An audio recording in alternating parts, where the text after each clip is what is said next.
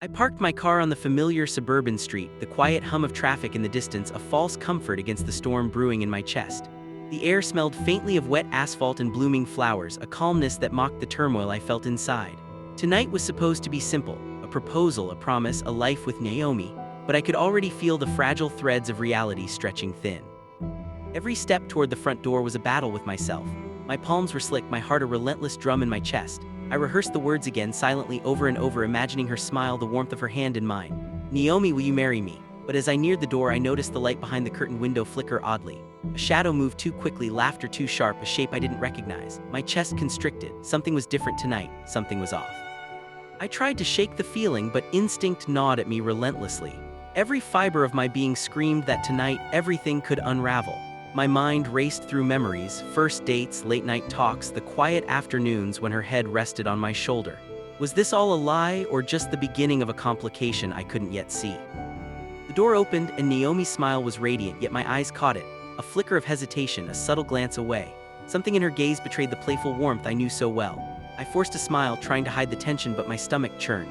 Ryan's shadow loomed behind her, casual and familiar, too comfortably near.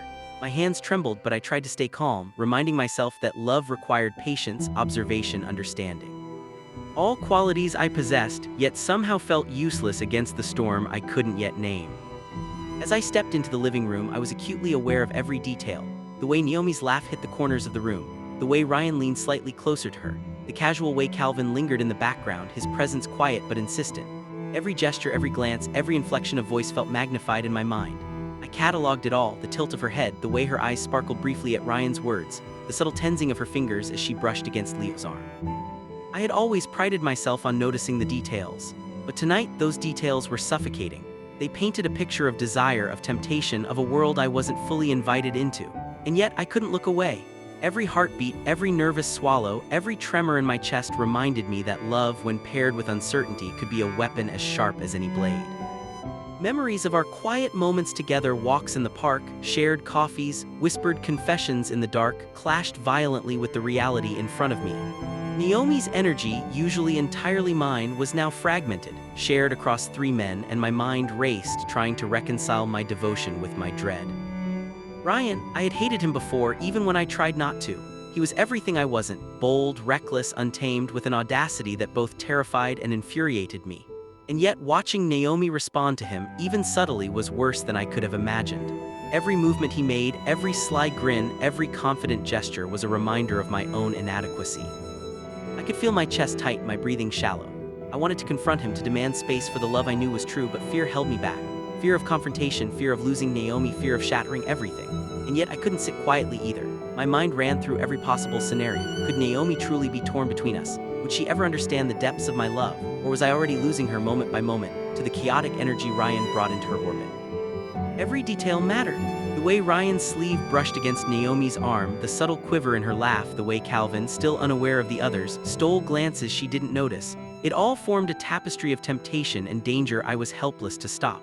I felt like a spectator in my own life, powerless yet painfully aware of every thread being pulled. Then there was Calvin, the one I had barely registered until tonight. His presence was quieter, more understated, but no less threatening. Dylan and me could see the way his attention lingered, the subtle ways he tried to make her laugh, the attentiveness he offered. Unlike Ryan, he wasn't reckless or bold. He was cautious, careful, innocent in a way that made Naomi's divided attention even more pronounced. And my mind refused to rest. Every gesture she returned to him, however minimal, became amplified in my imagination. I saw the potential for chaos, for heartbreak, for betrayal, and yet I couldn't leave. My love, my obsession, my hope, they anchored me even as the room around me felt like a minefield, every step fraught with unseen danger. Memories of my own past failures, small mistakes, and the crushing weight of previous heartbreaks flooded my mind. I knew I loved her too fiercely, too deeply, and that love, unchecked, could leave one exposed, vulnerable, and utterly destroyed. It happened quietly, almost imperceptibly. Naomi leaned slightly toward Ryan, laughed at a joke I couldn't hear from across the room, and my chest tightened until it felt as though I could barely breathe. I watched frozen, my hands clenched, as the invisible barrier of my trust cracked. Every instinct I had screamed at me to act, to speak, to claim what was mine, but fear, love, and awe held me back. I retreated to the corner, pretending to scroll through my phone, cataloging every motion, every glance, every nuance. My mind raced with questions, fears, and hypothetical outcomes. I analyzed every gesture of Naomi, Ryan, Leo, and Calvin as if survival depended on it, and perhaps it did, because in that moment I realized that my love was no longer enough, that my devotion, my patience, my dreams were fragile against the forces swirling around Naomi.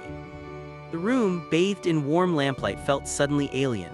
Shadows stretched unnaturally, and every sound, the clink of glasses, the quiet shuffle of feet, the faint hum of conversation became a background symphony to my impending heartbreak. And in that moment I understood, my life, my hopes, my soul were on the brink of a storm I could neither predict nor control. I tried to focus on something else, anything else. The faint ticking of the wall clock, the low hum of the air conditioner, the shadows flickering across the ceiling. But my mind refused to cooperate. Every movement Naomi made, every subtle glance Ryan threw, every quiet attempt by Calvin to catch her attention gnawed at my chest like fire. I couldn't look away, even though every second felt like torture. I remembered our walks in the park, the small handholds, the secret laughter. How had those moments, so intimate and pure, led to this storm? I realized painfully. That love alone was not armor. My heart, already battered by insecurities, now felt raw, exposed, vulnerable. I tried to anchor myself in hope, telling myself she still loved me, but the evidence around me whispered otherwise. Naomi laughed at something Ryan said, leaning closer in a way that made my stomach twist. I felt a surge of jealousy, fury, and heartbreak simultaneously. And then my eyes caught Calvin, standing quietly unaware of the other's dynamics, yet clearly smitten. It struck me. The web she had woven was intricate, each thread pulling at different hearts, and I was trapped at the center, feeling every tug with unbearable intensity.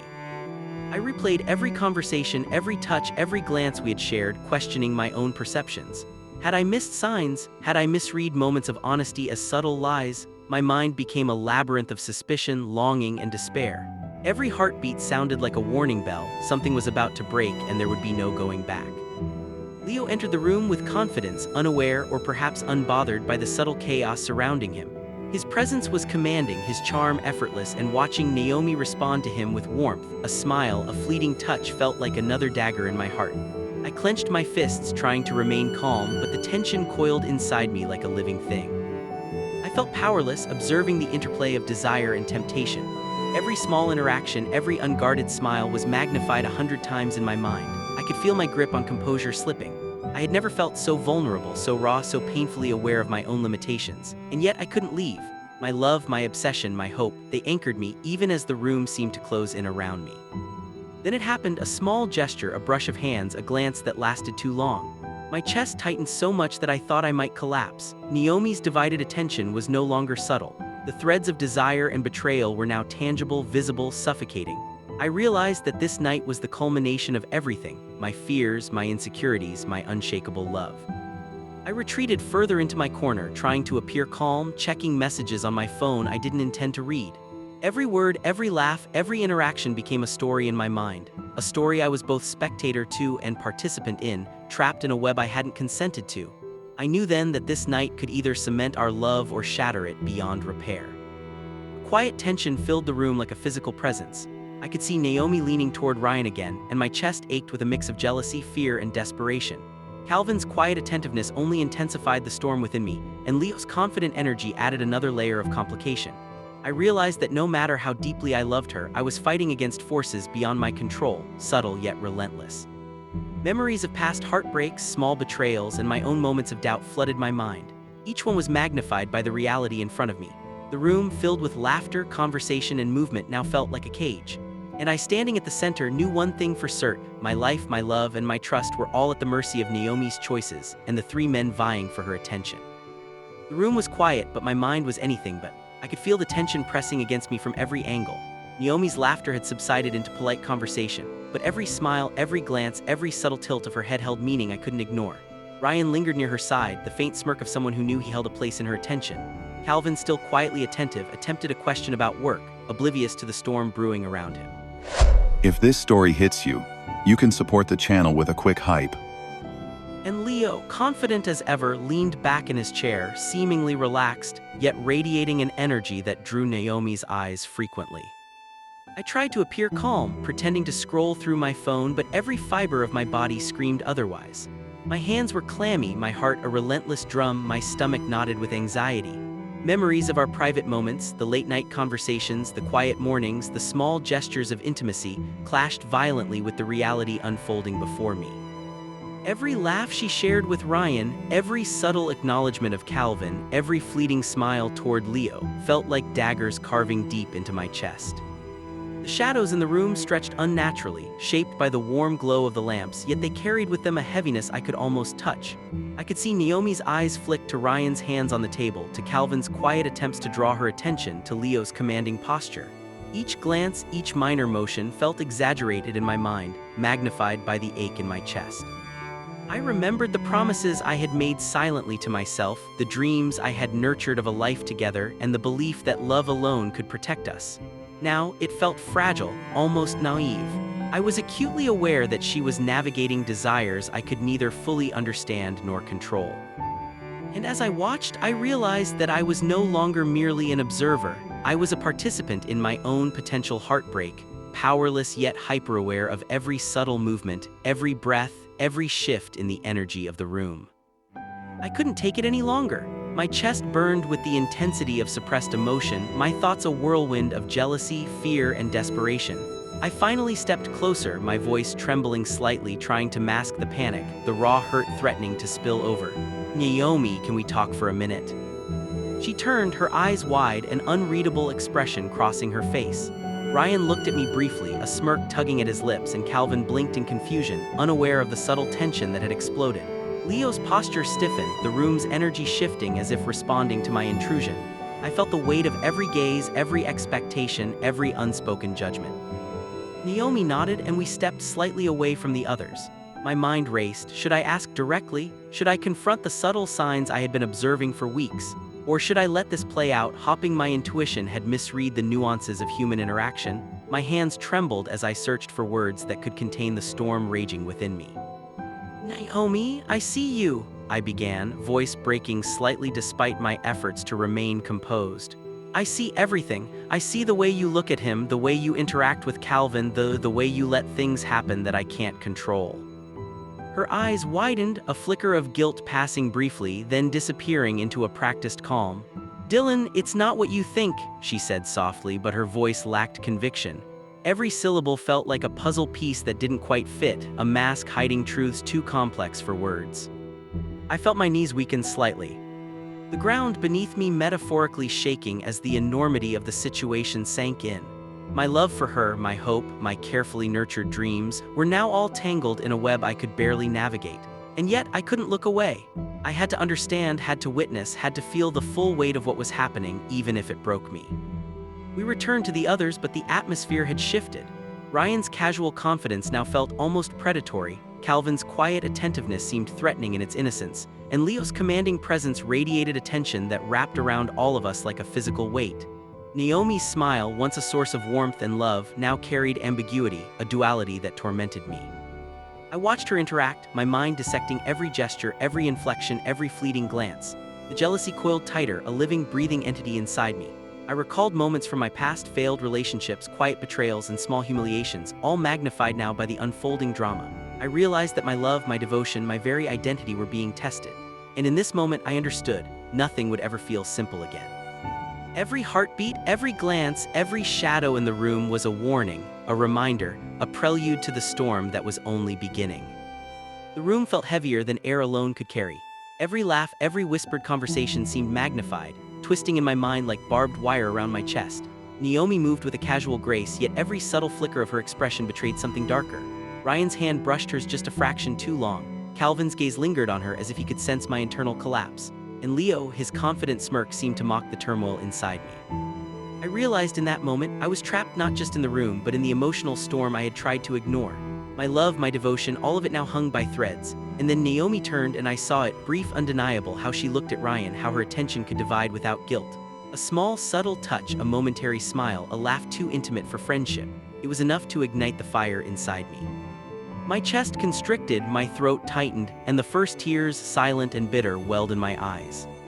I couldn't stand it anymore. I approached Naomi, my voice trembling yet firm.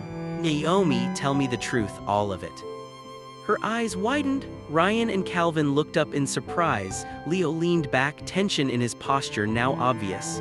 Naomi's lips parted, a fleeting guilt crossing her features before she tried to mask it with calmness. "Dylan, it's complicated." Complicated, the word alone felt like a blade twisting in my chest. I pressed further, demanding honesty, needing clarity. And then the first truth spilled out, a confession of divided attention, hidden encounters, and choices I had never anticipated. My heart shattered in real time. The room seemed to tilt, every sound exaggerated, the tick of the clock, the scrape of a chair, the distant hum of traffic. The revelation didn't just shake me, it shook everyone. Harold and Linda, Naomi's parents, had entered the room during our confrontation, their faces masks of disbelief and sorrow. Harold's jaw tightened, Linda's hands trembled as she clutched the edge of a table. Their voices, tinged with anger, worry, and self-reproach, layered over mine. "Naomi, why?" Harold's voice cracked, a mixture of rage and heartbreak. "We raised you better than this." Linda's whisper was heavy, accusatory, yet trembling. I stood there, witnessing not just the collapse of my love, but the unraveling of an entire family.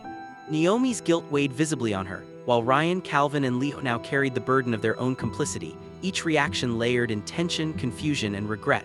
My mind swirled with the enormity of the chaos, every heartbeat a reminder that nothing would ever be simple again.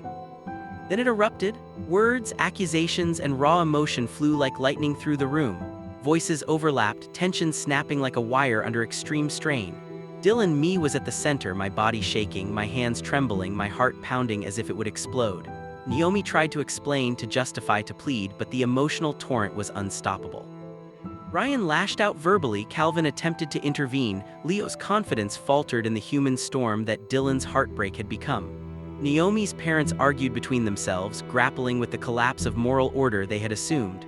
And in that chaos, everything seemed to break simultaneously: trust, love, control, stability. Every glance was loaded with accusation. Every movement carried hidden intention. I felt the full weight of betrayal, the depth of deceit, the visceral ache of emotional collapse. And then, a sudden silence, heavy and suffocating, descended, a brief pause before the consequences began to manifest. The aftermath was worse than the confrontation itself. Naomi's confession left scars not just on me, but on every life intertwined in that household. Dylan Me felt hollowed out, every hope, dream, and plan scattered like shattered glass. Ryan and Leo faced the unbearable weight of guilt and regret, while Calvin, innocent yet entangled, carried confusion and heartbreak. Harold and Linda, once proud and confident, now wrestled with feelings of failure, shame, and moral conflict. Naomi herself seemed like a ghost, a shadow of the woman I had loved, her presence both magnetic and destructive. I left the house, my mind reeling, the warm glow of suburban lights now harsh and alien. And in the quiet night, I realized, some wounds do not heal. Some betrayals leave permanent marks, echoing in every heartbeat, every thought, every memory. Love, trust, and family, once pillars of my existence, had collapsed in a single night of truth, leaving me, Dylan, the unwilling witness and victim, to navigate a world now fractured beyond repair. If you've ever felt this kind of pain, don't walk through it alone. Hit subscribe and stay with us. More real stories are coming.